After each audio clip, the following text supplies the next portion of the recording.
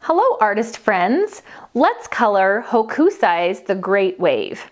In our last session, we drew our drawing of the Great Wave. We used pencil and then we used Sharpie, and now we're totally ready to paint. I really enjoy drawing and painting this way. In fact, when I'm doing things on my own for fun, my favorite thing to do is draw with a pencil, outline with a Sharpie, and then use paint. I really love the outlines. I feel like it kind of looks like an illustration.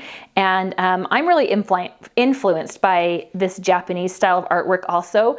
The nice dark outline and then brighter colors. I love it. So we've actually made ourselves, it's almost like we made our own paint by number. We don't have it numbered, but we know exactly where we want our paint. So remember that with watercolors, we don't have white paint. So anything that we want white, we need to leave white. As I'm looking at this, I just caught a little something that I didn't do. And so maybe if you look at yours, you might want to do this too, unless you already caught it. But I just didn't draw the white cap right there. So I'm just gonna do those lines we did. So I apologize about that. So we're just gonna put that in there. If you didn't do that, you can kind of pause and just fill that extra in. That was me. And even on this one, I just got so excited to paint. So you can kind of fill that in if you need to. You can pause and just draw that in. Okay, you can always add. That's the thing about art. It doesn't have to be perfect. We are here to have fun and to learn and to enjoy using our mediums. And so, you know, if you leave something out, it's okay. You can add it in or you can leave it out. It's up to you. All right, we're totally ready. We want to leave our white. And so what I'd like to do is start with our lighter blue. And that's where we're going to add the shadows in our white. So we're going to be nice and careful there. And then we're also going to add the top part. We're going to leave the white part. So excuse me, the top of each of these waves is going to be white. And then those little lines that we did, the little one is going to be light blue. And then we'll do our dark blue. So to make our light blue with our watercolors, we can take our watercolors and we're going to take a little bit of blue and we're going to put it in our lid. And we're just going to add a little bit of water. So this is called a wash, and we want a lighter color. We're using more water than paint. And when we do the darker blue, we're gonna dip right into that. But we want it lighter, so we wanna add some water to it and just make a nice little puddle, and then we can dip into this puddle for the whole thing of where the light blue is, and we won't have to mix it again. So what I want you to do is on the underneath sides of your little claws, I want you to just add that light blue shadow here and there. So we're going on the underneath because the light's hitting the top. So everything on the top is white, but underneath each of these claws, we want a little bit of a light blue shadow. And you don't have to do it on every single claw. But if you do it on most of them, as people look at your beautiful painting, they'll see that shadow and their eye and their brain will kind of fill in the rest. So I'm just gonna kind of come along here. So I've got most of those claws. Want to leave a little bit of white here and there to show. And then I'm gonna do the same thing down here. And I might be moving fast because I have a lot of practice in painting. So if you want to pause and do it more slowly, more carefully, you're welcome to pause and then you can start up again. So once I get those fingers in, then I want to do these parts that we talked about in the waves, the middle section. So now I'm gonna do all of that.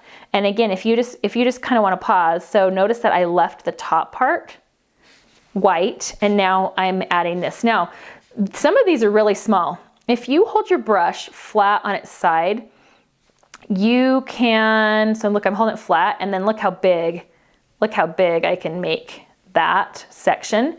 But if you need a little part, if you hold it, here's it flat, if you hold it, the straighter you hold it up, the more control you have over your brush and the thinner you are able to make your lines. Now if at any time, so I still have quite a bit of paint and water on my brush, but if your brush, if you start hearing it on your paper, it's making noise, it usually means it's really thirsty and you need more water. Or if your bristles spread out like this is what I call crazy hair, and it just means he's thirsty. So this is really hard when it's like that to get a nice fine point. He needs a nice drink of water and kind of tap him on the edge of your bowl, and then we've got that nice tip. And like I said, if you want it to be, if you need more control, you hold him up straight, and then you can get those smaller areas. So I'm just gonna go right now and get all those small areas. So like I said, you can pause if you want to, because I know I'm kind of faster here. And you can fill all yours in. But if you have enough water on your paintbrush, you can usually kind of move, you can really kind of get those in that area. Okay, now so we have our blue that's next to our white, and even some of these are like, I kind of like how that's like all light blue right there. So we've got our blue, light blue, we have our white, then our light blue. And now we need a little bit of a medium blue before we go really dark. So I've got this pile here, and I'm just gonna add a lot more pigment to it, but it still has some water.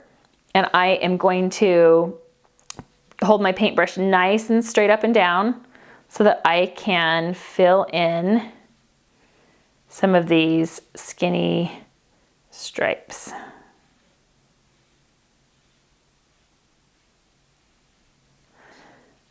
There we go.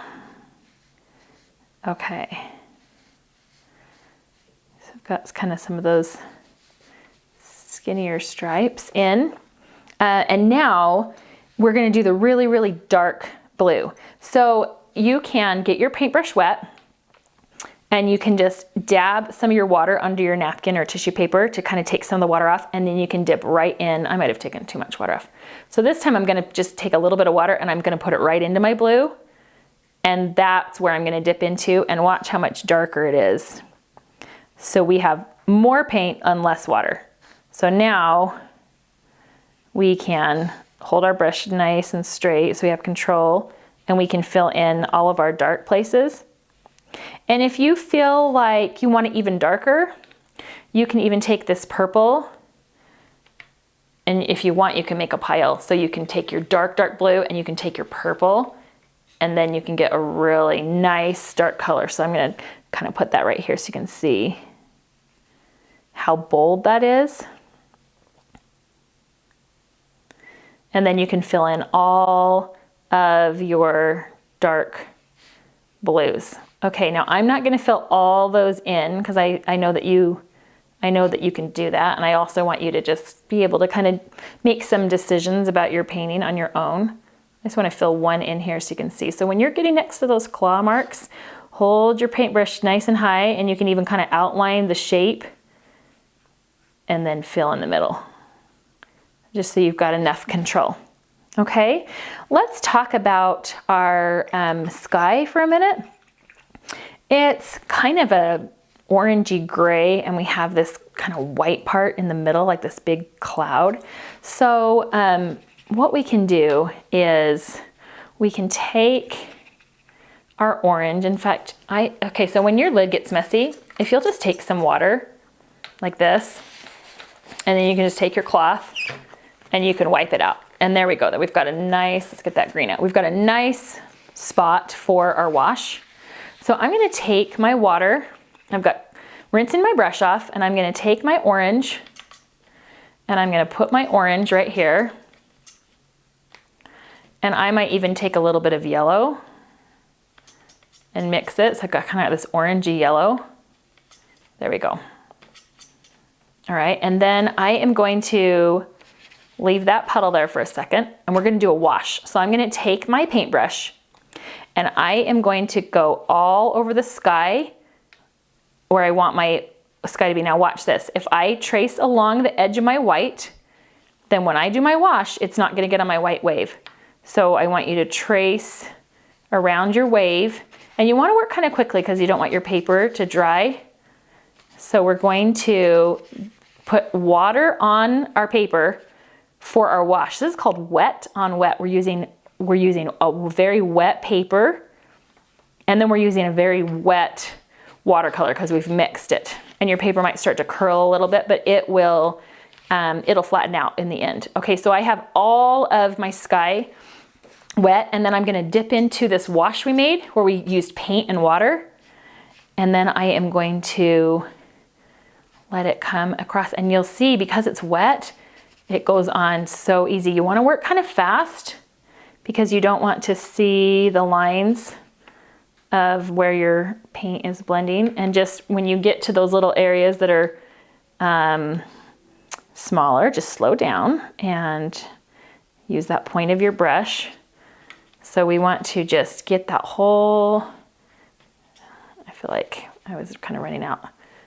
We want to get that whole sky nice and orange there. That nice orangey yellow color. And then if you would like to, you can take your paper towel and you can just lift up a little. So I'm pressing and lifting, and look at that. It makes kind of that cloud. Isn't that neat? So you can kind of decide where you want, there's one over here. You can decide where you want your clouds and you can just lift out. I love it. Okay, now that color is a really good color for your boats. If you want to make it darker, you could add a little brown or orange and make it darker. And you can paint your men any color that you want. Okay, so we have our sky and we've lifted out our clouds. You can use the same color if you'd like for the boats, or you can even dip in and make it a little bit bolder. I'm gonna let you decide how you want to do your boats so they show up.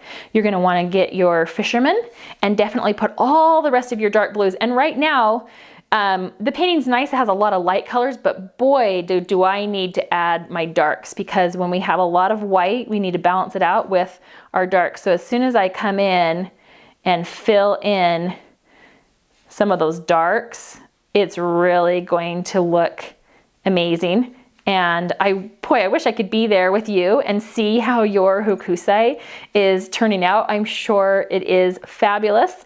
I hope you had fun learning about ink and watercolor washes, and that this is something now you feel like you could do on your own. You could look up some more of Hokusai's paintings, because he has thousands and thousands, and practice your skills, and you've learned something new. So great job today, artist friends. I will see you next time. Goodbye.